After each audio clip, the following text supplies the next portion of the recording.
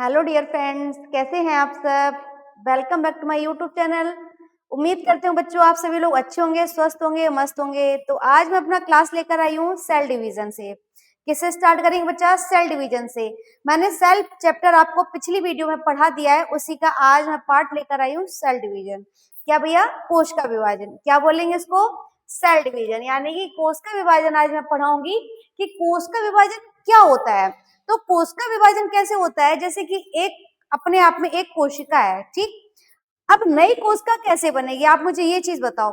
एक कोशिका अपने आप को विभाजित करके बहुत सारी सेलों से जो कोशिका बनती, उसी को ही कोशिका विभाजन कहते हैं। किसको कहते हैं कोशिका विभाजन? एक कोशिका अपने आप को विभाजित करके बहुत सी नई कोशिका बनती हैं, जो बहुत सी नई कोशिका बनाती हैं, उसी को ही क्या कहेंगे? कोशिका विभाजन कहेंगे। बच्चों क्या कहेंगे? जैसे कि मैंने आपको बताया कोश का विभाजन, एक कोशिका अपने आप को विभाजित करके क्या है? एक कोशिका अपने आप को एक कोशिका अपने आप को विभाजित करके फिर क्या करेगा? एक कोशिका ने अपने आप को विभाजित कर दिया, उस कोशिका से क्या करती है? बहुत सारी नई सेल विभाजित करके नई कोशिका को बनाती हैं। कौन बनाती है भैया? पुरानी सेल, ठीक है। एक कोशिका अपने आप को विभाजित करके नई कोशिका को बनाती है, उसी को ही क्या कहेंगे? उसी को ही कोशिका विभाजन कहेंगे। क्या कहेंगे बच्चों? कोशिका विभाजन कहेंगे।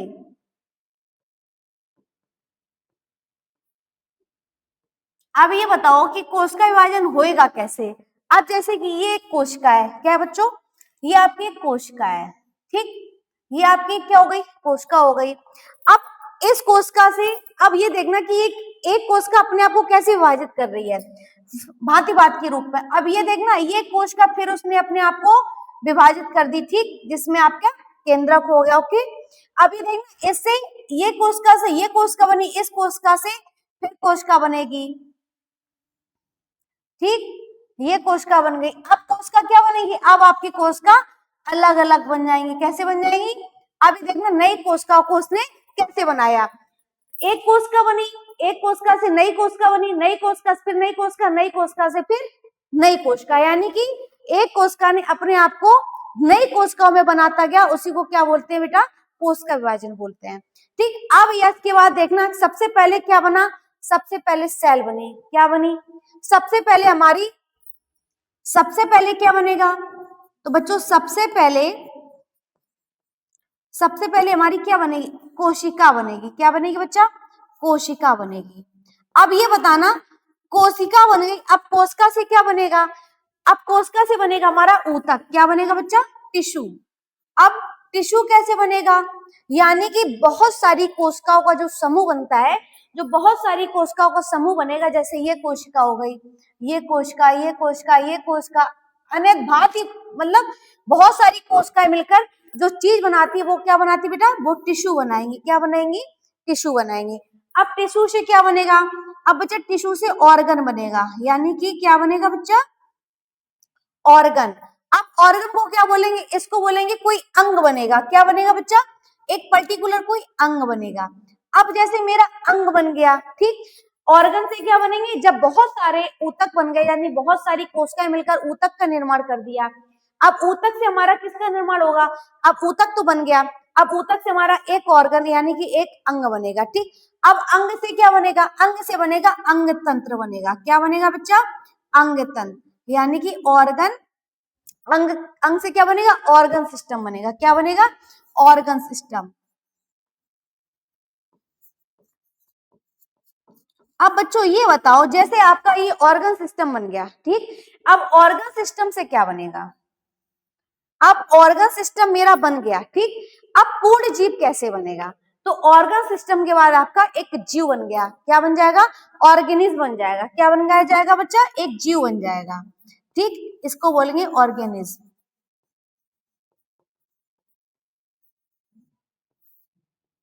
क्या बोलेंगे बच्चा?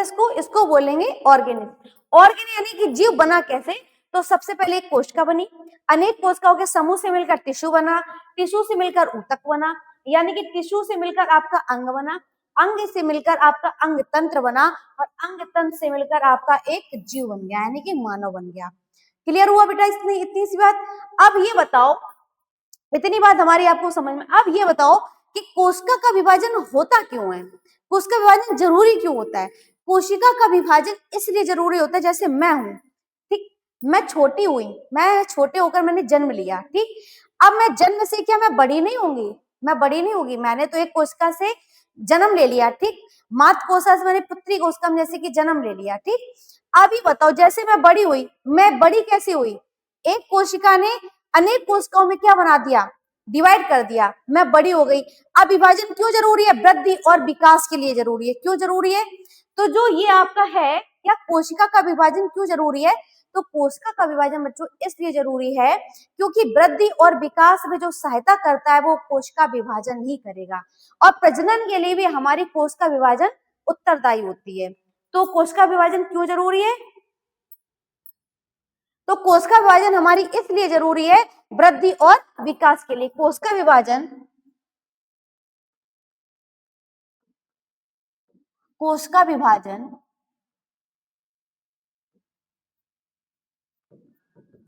क्यों जरूरी है, बताओ भैया क्यों जरूरी है। शॉर्ट में लिख रहे हैं हम आपको, कोशिका विभाजन जो होता है ना वो वृद्धि यानी कि वृद्धि और विकास के लिए, किसके लिए जरूरी है, वृद्धि और विकास के लिए, यानी ग्रोथ और,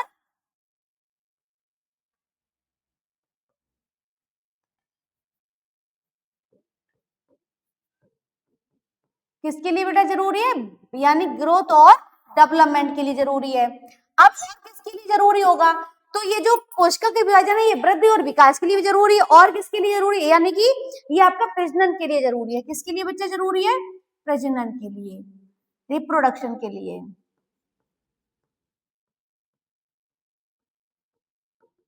इतनी बात उम्मीद करते हो बच्चों समझ में आया होगा यहाँ से, ठीक।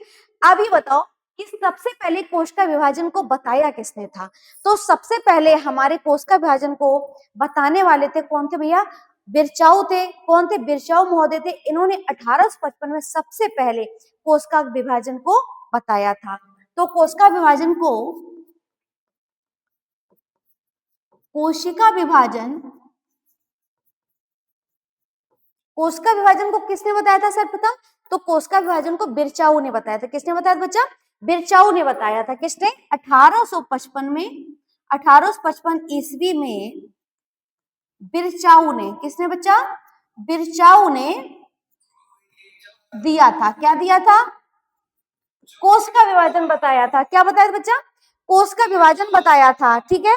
अब ये बताओ जैसे कि कोशिका विभाजन बिरचाऊ ने दिया, तो एक बिरचाऊ ने आपका एक स्टेटमेंट दिया, क्या दिया, एक स्टेटमेंट दिया। किसमें दिया था, तो बिरचाऊ ने एक लैटिन भाषा में क्या बताया था, एक लैटिन भाषा में एक कथन दिया था। क्या दिया था बच्चा, एक कथन दिया था। उस किसने दिया था, बिरचाऊ ने दिया था। किसने दिया था बच्चा, बिरचाऊ। अच्छा ये प्रश्न है जो ना ये अत्यधिक पूछा जाने वाला प्रश्न है, ठीक है ना। तो बिरचाऊ महोदय ने जब एक लैटिन भाषा में कथन दिया तो वो कथन का नाम था ओमनिस सेलुला ए सेलुला। क्या नाम था बच्चा, ओमनिस सेलुला, ओमनिस सेलुला ए सेलुला। अच्छा जो इन्होंने ये स्टेटमेंट दिया था, क्या ये स्टेटमेंट ओमनिस सेलुला ए सेलुला को बताने वाले कौन थे, बिरचाऊ थे। बिरचाऊ ने किस सन में कोशिका विभाजन दिया था, 1855 में दिया था। अभी ओमनिस सेलुला ए सेलुला होता क्या है, अच्छा इसका मतलब ये होता है जो नई कोशिका पहले से ही मौजूद है। क्या है इसका मतलब, क्या है, नई कोशिका, नई कोशिका पहले से ही, पहले से ही मौजूद है। ठीक बच्चा, क्या मतलब होगा इसका, ओमनिस सेलुला ए सेलुला का मतलब क्या होगा, तो ओमनिस सेलुला ए सेलुला का मतलब होगा नई कोशिका पहले से ही जो मौजूद है। ठीक, अब इसको हम ये डिफाइन करते हैं, जैसे कि ये आपकी एक सेल है, ठीक, ये आपकी क्या है, ये आपकी एक सेल है। ओके बच्चा, ये क्या है, ये आपकी पुरानी कोशिका है। ये क्या है आपकी ये आपकी पुरानी कोशिका है, यानी कि पुरानी सेल। अच्छा, पुरानी सेल को हम लोग पेरेंट सेल बोलते हैं। क्या बोलते हैं? Parent cell. इसको बोलेंगे बच्चा पेरेंट सेल। पेरेंट सेल को बच्चा बोलते हैं मातृ कोशिका। क्या बोलेंगे बच्चा? मातृ कोशिका। अब ये बताओ, जैसे ये आपकी पुरानी कोशिका है, ठीक। अब ये पुरानी कोशिका से जब नई कोशिका बनेगी, क्या बनेगी बच्चा? नई कोशिका बने। क्या बनेगी? ये आपकी एक नई कोशिका बन गई, ठीक। जैसे ये नई कोशिका बनी, ये क्या बन गई? ये नई सेल, यानी कि पुरानी सेल से क्या बनी? नई सेल बनी। अब ये जो नई सेल बनी, इनको क्या बोलेंगे बच्चा? इनको बोलेंगे डॉटर सेल। क्या बोलेंगे बच्चा? Daughter cell. इसको बच्चा बोलेंगे डॉटर सेल। अच्छा, डॉटर सेल को बोलेंगे संतति कोशिका। क्या बोलेंगे? संतति कोशिका। क्या बोलेंगे बच्चा? इसको बोलेंगे संतति कोशिका। तो कहने का मतलब क्या है? नई कोशिका को क्या कहेंगे? जो नई कोशिका होगी उसको संतति कोशिका कहेंगे, यानी कि डॉटर सेल कहेंगे। और पुरानी कोशिका को हम लोग मातृ कोशिका कहेंगे। क्या कहेंगे? मातृ कोशिका कहेंगे। मातृ कोशिका किसको कहते हैं? पुरानी सेल को मातृ कोशिका कहते हैं। अच्छा, पेरेंट सेल से ही दो पुत्री कोशिका का निर्माण होता है। किससे होता है पुत्री कोशिका का निर्माण? तो पुरानी यानी कि पेरेंट सेल से ही आपकी पुत्री कोशिका का निर्माण होता है। किससे होता है बच्चा? ठीक है ना। तो पुरानी यानी कि पेरेंट सेल से ही आपकी कौन कोशिका बनती है? तो पेरेंट सेल से ही आपकी डॉटर सेलों का निर्माण होता है। किससे होता है पेरेंट सेल का निर्माण? तो आपका पेरेंट सेल से निर्माण होता है डॉटर कोशिकाओं का। अब ये बताओ कि कोशिका का विभाजन होता है, क्या होता है बच्चा? जो कोशिका का विभाजन होता है वो कितने प्रकार से होता है? तो बच्चा कोशिका का विभाजन होता है, आप सबको पता होगा कि कोशिका का विभाजन हमेशा 3 प्रकार से होता है। कैसे प्रकार से होता है? 3 प्रकार से होता है। नंबर 1 होता है असूत्री विभाजन, नंबर 2 होता है समसूत्री विभाजन, नंबर तीसरा होता है आपका अर्धसूत्री विभाजन। कौन से होते हैं भैया? कोशिका का विभाजन 3 प्रकार से होता है। कितने प्रकार से होता है? तो कोशिका का विभाजन। अच्छा, ये बताना, यहाँ से क्वेश्चन सबसे ज्यादा पूछा गया है। किससे क्वेश्चन सबसे ज्यादा पूछा गया है? कि नई कोशिका से पेरेंट यानी पेरेंट सेल से पुत्री कोशिका कैसे बनी। तो आपको बताना है कि जो पुरानी यानी कि जो डॉटर सेल मदर सेल होगी, यानी कि जो मातृ कोशिका होगी, उसी से ही क्या बनेगी? उसी से आपकी पुत्री कोशिकाओं का निर्माण होगा। यानी कि नए पुरानी सेल से नई कोशिका ही जन्मी जाती है। ठीक है बच्चा। अब आपको बताते हैं कि कोशिका विभाजन 3 प्रकार से होता है। कितने प्रकार से होता है? कोशिका विभाजन 3 प्रकार से होता है। कितने से होता है? कोशिका विभाजन 3 प्रकार से होता है। अच्छा जी बताओ, 3 प्रकार कौन कौन से होते हैं? अभी हाल मैंने जस्ट बताया, अभी हाल बताया। सबसे पहले होता है आपका एमाइटोसिस। क्या होता है? एक आपका होता है एमाइटोसिस, जिसको बोलते हैं असूत्री विभाजन। क्या बोलेंगे? असूत्री विभाजन। क्या बोलेंगे बच्चा? असूत्री विभाजन।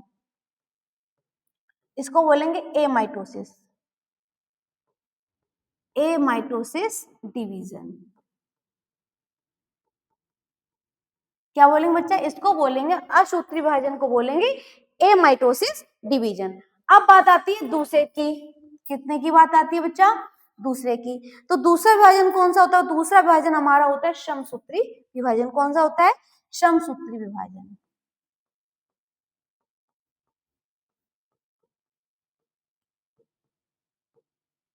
ठीक। अब समसूत्री विभाजन को क्या बोलेंगे? Mitosis division. क्या बोलेंगे बच्चा? माइटोसिस।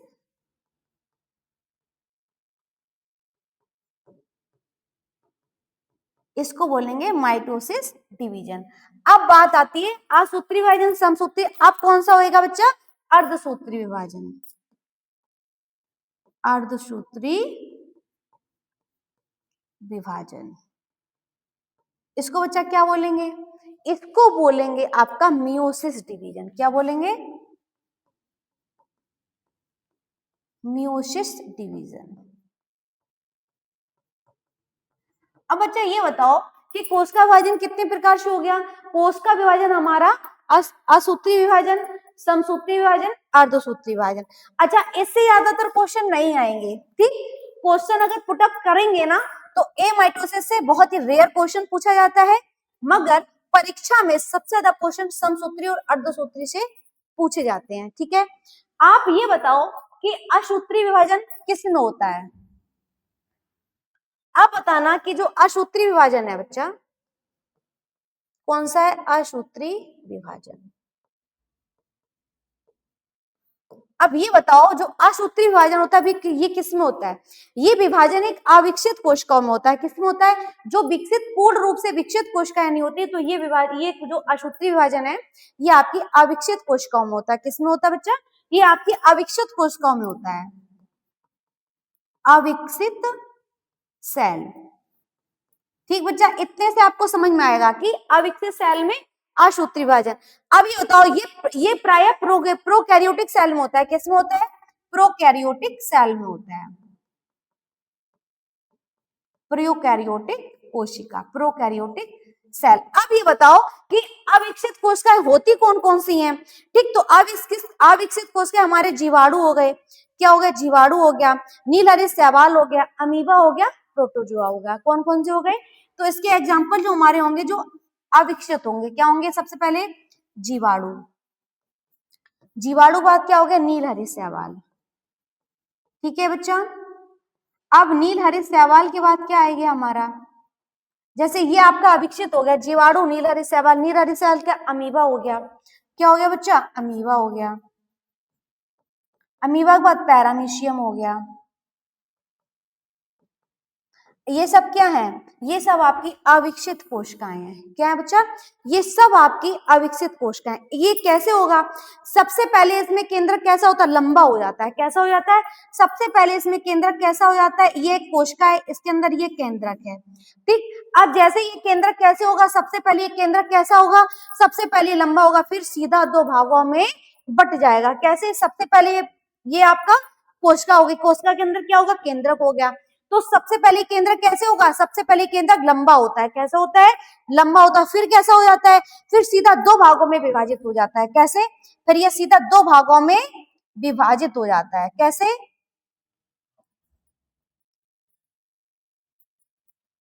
फिर ये सीधा दो भागों में विभाजित हो गया। ये दो भागों में विभाजित हो गया। अब ये जैसे ही ये दो भागों में विभाजित हुआ, क्या हुआ? जैसे ये दो भागों में विभाजित हो गया, ठीक, अब इसके बाद क्या हुआ? ये आपका कोशिका हो गई। ठीक, कोशिका के अंदर केंद्रक हो गया। तो केंद्रक पहले क्या होगा? आपका लंबा होगा। कैसा होगा बच्चों? केंद्रक पहले लंबा हो जाता है, फिर कैसा हो जाएगा? सीधा दो भागों में बट जाएगा। कैसे बटेगा? सीधा दो भागों में बट जाएगा। अब ये दो भागों में बट गया। ठीक, अब इसके बाद क्या बनेगा? इसके बाद अनेक भांति की कोशिकाएं बनेंगी। ठीक है, अनेक प्रकार की कोशिकाएं बना देगा। ठीक, जिसको क्या कहेंगे? प्रत्येक भाग में एक संतति केंद्रक होता है। क्या होता है? ये आपका प्रत्येक भाग में क्या है बेटा? संतति केंद्रक है। क्या है बच्चा? ये आपका संतति केंद्रक। प्रत्येक कोशिका में क्या होता है? प्रत्येक कोशिका में एक संतति कोशिका होती है। ठीक, संतति केंद्रक होता है। अब ये बताओ कि हमने क्या बताया? सबसे पहले जो असूत्री विभाजन है ये अविकसित सेल में होता है, प्रोकैरियोटिक कोशिकाओं में होता है। अब अविकसित सेल जीवाणु, नीलहरित शैवाल, अमीबा, पैरामीशियम। अब इसके पार्ट क्या है कि सबसे पहले केंद्रक क्या होगा? सबसे पहले केंद्रक लंबा होता है, फिर सीधा दो भागों में बट जाएगा। ठीक, जैसे ही दो भागों में विभाजित होगा, प्रत्येक भाग में क्या हो जाएगा? प्रत्येक भाग में एक संतति कोशिका आ जाएगी। क्या हो जाएगी? एक संतति केंद्रक हो जाएगा। आप उम्मीद करेंगे बच्चा कि असूत्री विभाजन समझ में आया होगा। ठीक है, अब बात आती है हमारी समसूत्री विभाजन की। किसकी आती है बच्चा? समसूत्री विभाजन की। समसूत्री विभाजन, समसूत्री विभाजन को क्या बोलेंगे? Mitosis division.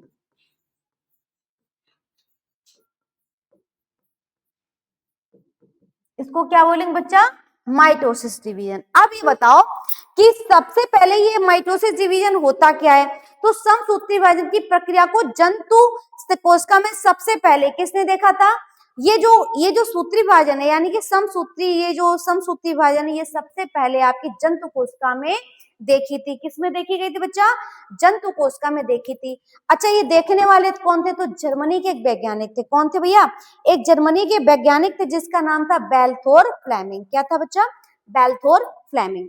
अच्छा, बेल्थोर फ्लेमिंग ने सबसे पहले समसूत्री विभाजन किस कोशिका में देखा था? तो जंतु कोशिका में देखा था। किसमें देखा था बच्चा? जंतु कोशिका में। तो इसमें लिखते हैं कि समसूत्री विभाजन को सबसे पहले, समसूत्री विभाजन को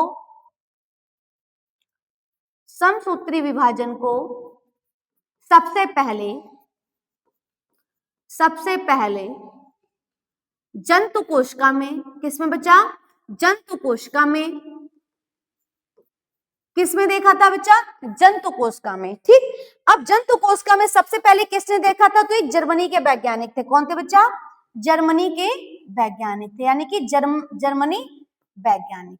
अच्छा, जर्मनी के जो वैज्ञानिक थे इनका नाम क्या था? तो इनका नाम था बेल्थोर। क्या नाम था? बेल्थोर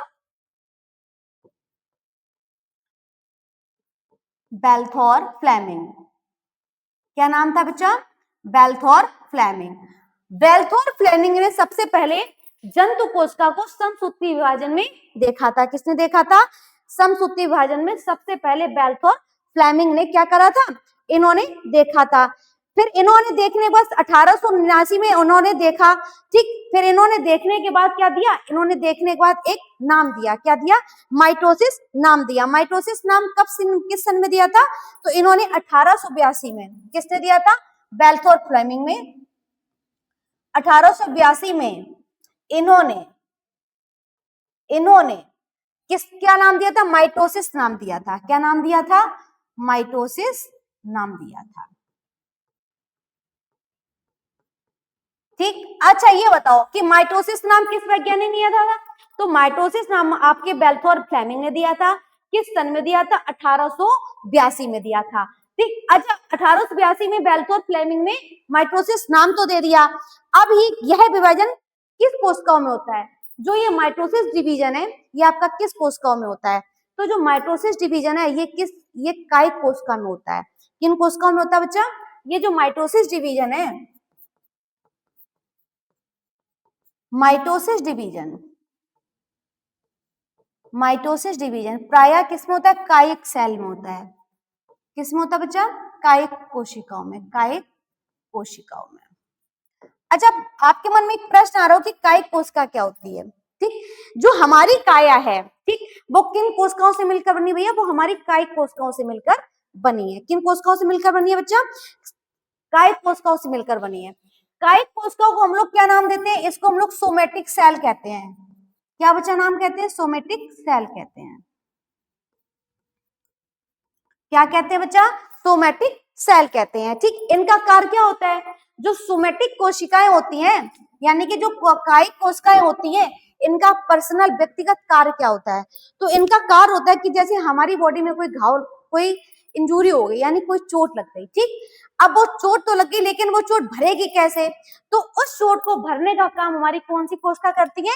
कायिक कोशिका या सोमेटिक सेल उस घाव को भरने का काम करती है। जो भी हमारे शरीर में कटा फटा चीज हो जाती है, जैसे आज हमारे यहाँ पर चोट लग गई। ठीक, अब वो चोट ऐसा तो नहीं कि वो चोट ऐसे ही बनी रहेगी, नहीं बच्चा, वो चोट किसी न किसी के माध्यम से भरेगी। जब भरेगी हमारी स्किन पहले के जैसी हो जाएगी। तो वो किसके माध्यम से होगी?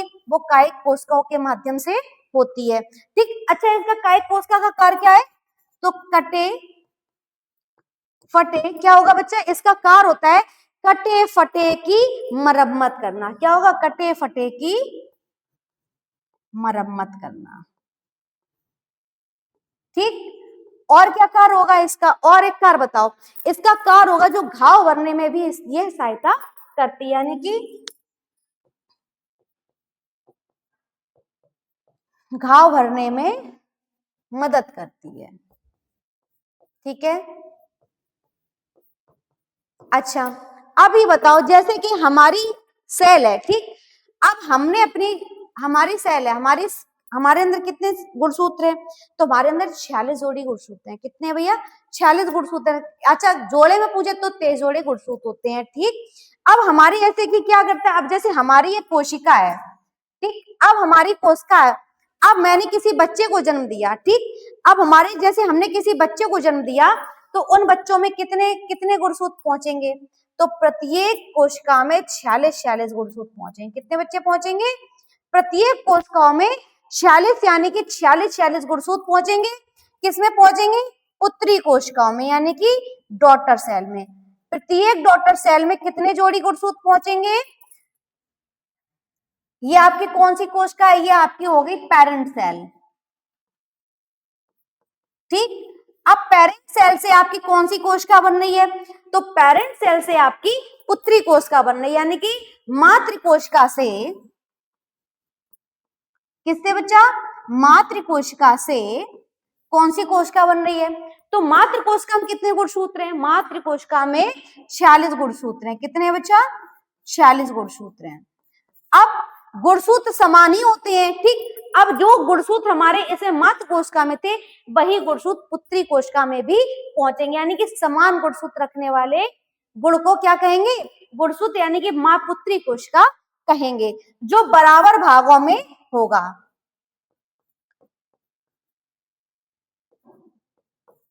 जो 2 बराबर भागों में होगा, ठीक। अब किसमें होगा बच्चा, ये दोनों के बराबर भागों में होगा। कितने गुणसूत्र होंगे बच्चा, 46 गुणसूत्र होंगे।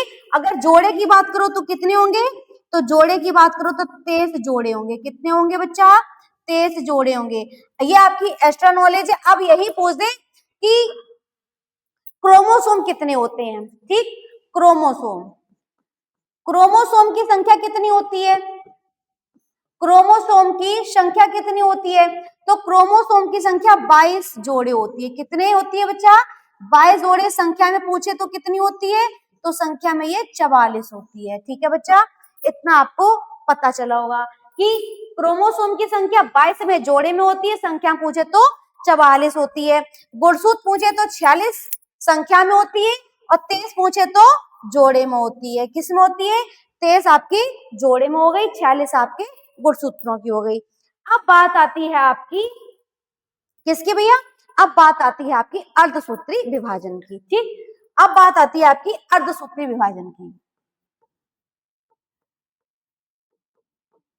अर्धसूत्री विभाजन, ये बताओ कि अर्धसूत्री विभाजन होता क्या है।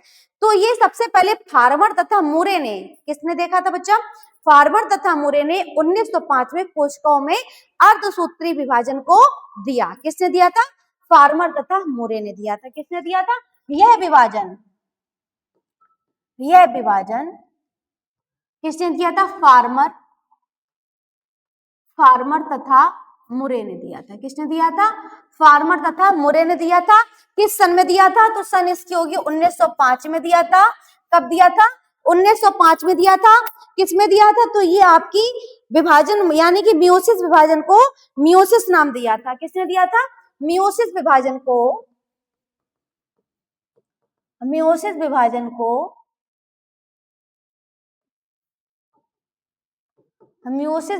को मियोसिस नाम दिया था। मियोसिस नाम दिया। किसने दिया था, तो मार्गन एवं फार्मर तथा मुरे ने दिया था। किसने दिया था, फार्मर तथा मुरे ने दिया था। खोज सर्वप्रथम बीजमैन ने की थी। इसकी सर्वप्रथम खोज देखा जाए तो अर्धसूत्री विभाजन की खोज सर्वप्रथम किसने की थी, तो यह खोज सर्वप्रथम बीजमैन ने की थी। किसने किया था, सर्वप्रथम खोज, ठीक। किसने किया था भैया, बीजमैन ने की थी। किसने की थी, बीजमैन ने किसकी खोज की थी, तो बीजमैन ने सर्वप्रथम आपकी सम अर्धसूत्री विभाजन की खोज की थी। किसने की थी, विस्तृत इसका जो खोज की थी वो किसने की थी भैया, अर्धसूत्री विभाजन की खोज करने वाले हमारे बीजमैन थे। लेकिन इसका सर्वप्रथम विस्तृत जो भाग था, विस्तृत अध्ययन किसने किया था, यानी कि अर्धसूत्री विभाजन का विस्तृत रूप से अध्ययन किसने किया था, विस्तृत रूप से अध्ययन किसका अध्ययन भैया, तो विस्तृत रूप से अध्ययन किसका, अर्धसूत्री विभाजन का। किसका, अर्धसूत्री विभाजन का। अर्धसूत्री विभाजन का विस्तृत रूप से अध्ययन किसने किया था, किसने किया था? स्ट्रासबर्गर ने किया था। किसने किया था बच्चा? स्ट्रासबर्गर ने किया था। कब किया था? 1888 में किया था। सन कितनी थी? 1888। अब किसने किया था? स्ट्रासबर्गर ने किया था। किसने किया था? स्ट्रासबर्गर। किसने किया था? स्ट्रासबर्गर ने किया था। ठीक, किसने किया था भैया? स्ट्रासबर्गर ने किया था।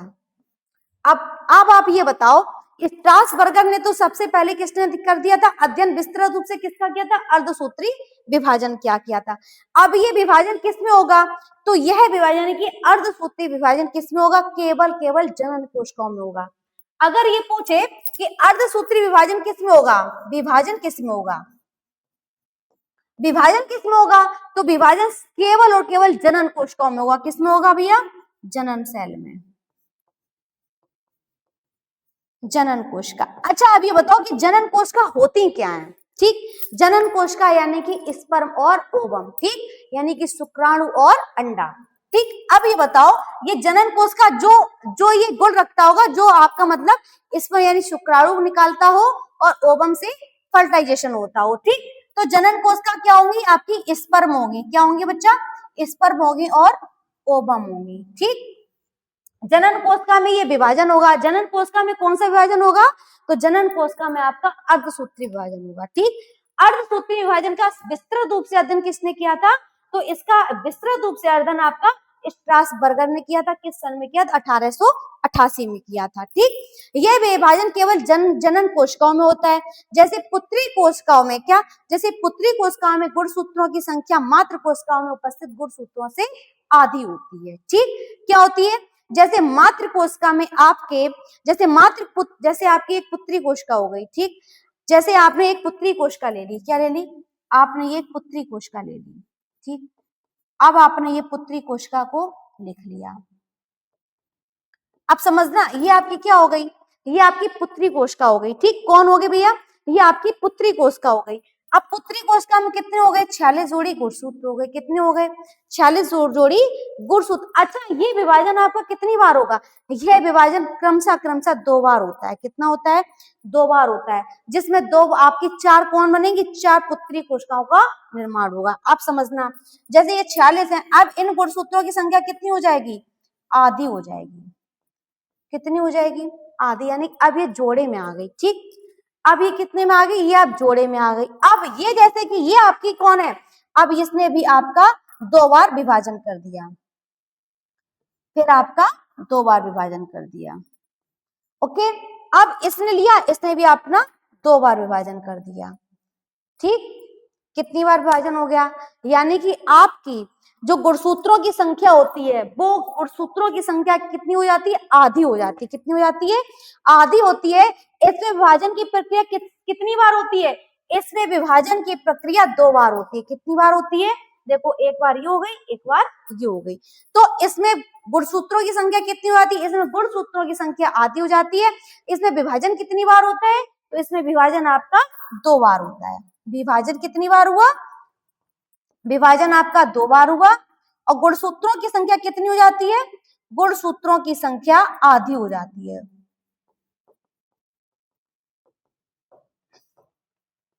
ठीक, कितनी हो जाती है बच्चा? आधी हो जाती है। अच्छा, ये बताओ कि अर्धसूत्री विभाजन प्रायः किसमें होता है? तो अर्धसूत्री विभाजन सर्वप्रथम आपका जनन कोशिकाओं में होता है। यह विभाजन सर्वप्रथम किसने दिया था? फार्मर तथा मोरे ने दिया था। किस सन में दिया था? 1905 में दिया था। ठीक, इन्होंने मियोसिस डिवीजन को मियोसिस नाम दिया था। अच्छा, सर्वप्रथम जो आपका गहन अध्ययन किसने किया था? विस्तृत अध्ययन किसने किया था भाई? तो विस्तृत अध्ययन आपका स्ट्रासबर्गर ने किया था। लेकिन इसकी अर्धसूत्री विभाजन की सर्वप्रथम खोज किसने की थी?